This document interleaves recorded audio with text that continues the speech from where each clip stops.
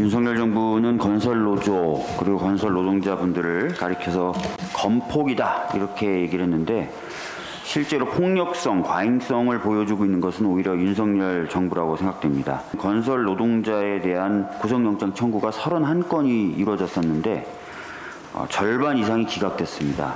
통상적인 예에 비춰봤을 때 이 영장 청구가 얼마나 과잉했는지를 보여주는 수치라고 생각합니다. 특히 이 검찰이 작성한 영장 청구서에는 이런 문구가 들어가 있습니다. 커질 대로 커져버린 민주노총 건설노조 부울경 지부의 위세를 잠재우고 이들을 견제함과 동시에 이게 구속 영장 사유가 됩니까?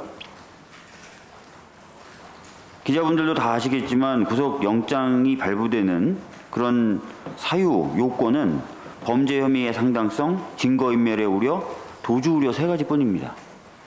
그런데 커져버린 노조의 위세를 잠재우기 위해 영장이 필요하다. 저는 이런 영장을 들어본 적도 없고 본 적도 없습니다. 굉장히 정치적 목적을 가진 구속영장 청구가 아닐까 생각이 되고 건설 노동자들을 윽박지르기 위한 도구로 이 구속영장 청구를 사용한 것이 아닌가 하는 의심을 지울 수가 없습니다. 그리고 며칠 전 광양에 있는 포스코 하청노조 농성장에서 경찰이 농성을 강제 해산하면서 노동자분의 머리를 향해서 경찰봉을 휘두르고 가격하는 사건이 발생했습니다. 경찰 내부 규정에 따르면 경찰봉은 권총을 사용해야 될 정도로 강력하게 상대방이 저항할 때 그런 상황에서 경찰봉을 사용한다 하더라도 머리를 가격하는 것은 안 되도록 되어 있습니다. 우리가 국가로 하여금 물리력을 행사할 수 있게 허용해주는 이유는 국가가 그 물리력을 철저히 규정대로 행사할 것이다라는 신뢰가 있기 때문입니다. 그런데 이런 신뢰를 무너뜨리는 행위가 있었고 이것은 법치주의에도 위반될 뿐만 아니라 국민의 기본권과 생명권을 침해하는 행위다라고 저는 생각을 합니다. 그리고 최근 정부는 불법 집회에 대해서 엄단해야 된다는 취지의 이야기들을 하고 있습니다.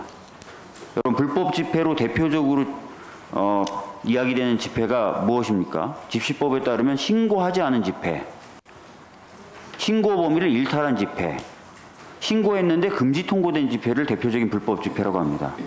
근데 여러분, 이 3가지 불법 집회에 대해서 대법원은 뭐라고 얘기하냐면 신고하지 않은 집회든 신고 범위를 일탈한 집회든 심지어 금지 통고된 집회라 하더라도 집회가 되면은 집회를 할 수 있게 보장하라고 되어 있습니다.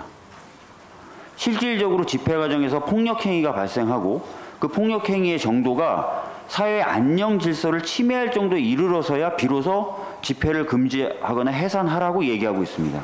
이것은 대법원이 수년간 10년 넘게 축적해왔던 판례 태도입니다. 그런데 이런 판례 태도를 깡그리 무시한 채 불법 집회면 무조건 금지하라, 해산하라는 식으로 지금 정부는 나서고 있습니다. 집회의 자유는 기본권 중에 기본권입니다.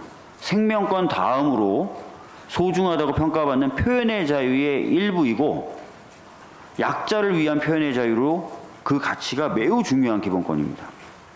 이런 집회의 자유를 깡그리 채 훼손하겠다, 무시하겠다라고 하는 것 역시 용납될 수 없는 그런 태도입니다. 지금이라도 윤석열 정부는 국민의 기본권, 생명권을 침해하는 행위를 즉각 중단해야 할 것입니다.